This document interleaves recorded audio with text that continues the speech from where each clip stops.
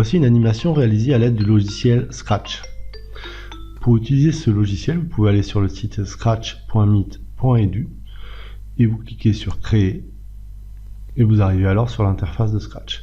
Vous pouvez aussi choisir de télécharger ce logiciel et de l'installer hors ligne, auquel cas il s'utilise comme un logiciel classique. Donc je vais vous présenter maintenant un petit peu ce logiciel. Vous avez différentes fenêtres. Vous avez d'abord ici la fenêtre qui vous permet de gérer les lutins, qui sont les personnages ou les objets que l'on utilise dans Scratch. Ici vous pourrez gérer vos arrière-plans, et ici tout ce qui concerne vos lutins. On retrouve une fenêtre de prévisualisation pour le programme, ce qui fait que quand vous l'exécutez, vous retrouvez votre programme qui s'exécute ici.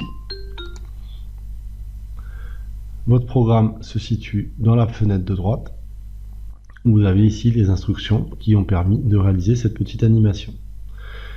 Et au centre, nous allons retrouver trois onglets. L'onglet Script, l'onglet Costumes qui va vous permettre de gérer les costumes de vos différents lutins, et l'onglet des sons qui va vous permettre de trouver des sons pour les faire dire ou pour les faire jouer par vos lutins. L'onglet que l'on utilise le plus est celui des scripts. Donc nous avons ici différents menus qui vont nous permettre de trouver toutes les instructions que nous allons utiliser pour créer notre programme. Donc ici par exemple vous avez les instructions de mouvement et ainsi de suite, les différents menus, chaque instruction reprenant le code couleur de son menu. Un élément important pour démarrer un programme est de lui donner un déclencheur. Nous allons retrouver ça dans événements.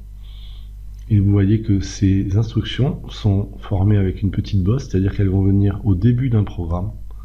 Nous allons la placer ici, ce qui nous indique que quand le drapeau vert est pressé, le programme s'exécute.